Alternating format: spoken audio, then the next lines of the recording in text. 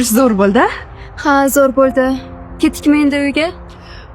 Hozir to'xtab tur, Junon aka keladi. Senga birato'la tashlab o'tamiz. Men keta qolay. Sizlarni ham ovora qilamanmi? O'zi sinfdoshlar bilan ancha ham o'tira olmadik. Mana Nima yengillik bo'lardi? Ish, uy.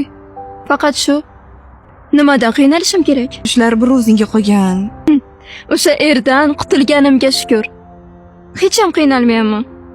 To'g'risi ham-da, o'rtoq. Ko'rgansan-ku qanaqaligini. Undan qutulganim yaxshi bo'ldi.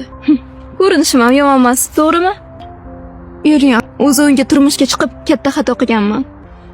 Ko'ramiz, qanday bo'lar ekan? voy yuraqa o'rtoq, ketdik. Yuringlar ketdik. Bo'la qoling. Yuraqa.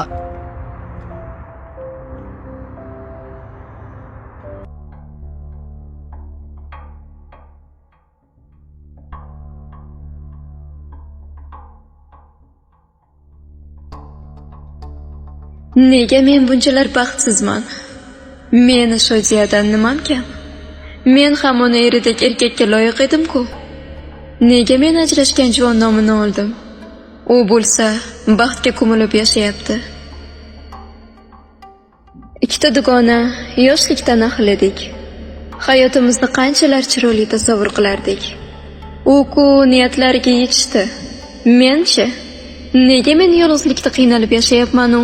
Dugonam yal-yal yonib yashayapti.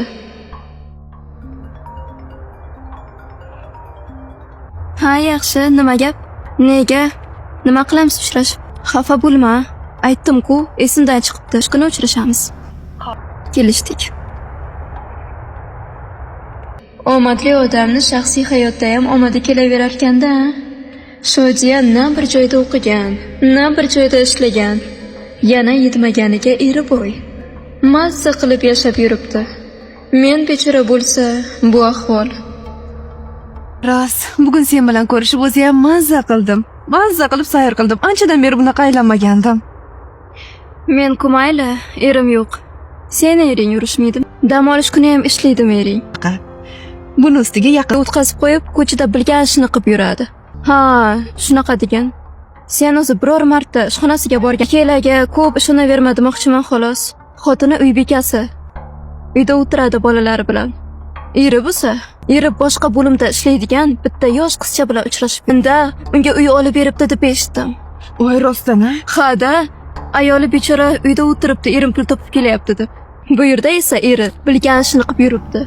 Ana qiz biladi. Uylangan, bola chaqasi borligini, uchrashib turganini xotiniga bildirishmaydi. Ko'rdingmi odamlar qanaqa?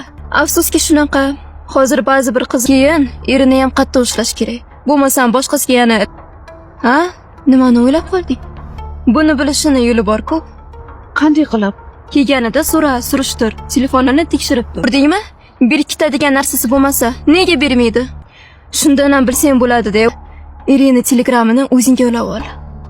Shunda bemalol kim bilan xabarlashyapti, kimga yozyapti? Esing joyidami?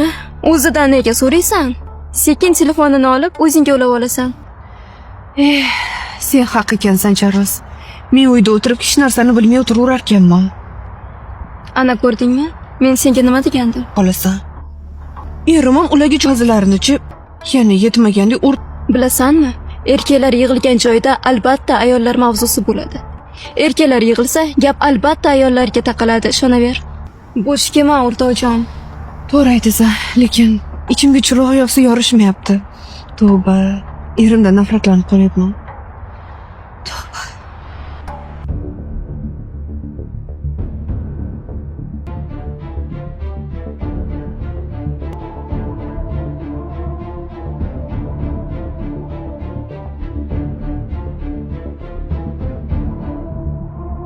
To'xta, Shodiya. Mendan xafamisan? Iya, nega meni deb bo'larkan? Jal chiqazdim. Men nima desam qilib ketaverasanmi? Keyin men senga ajrash deb maslahat bermadim. Senchi o'zingni o'qitib yubor, xo'pmi? Senga hech kim ajrashga ariza tasha demagan. Mana, ajrashdi ketdi. Sen meni ayblaguncha o'zingga tashqaridan bir qara.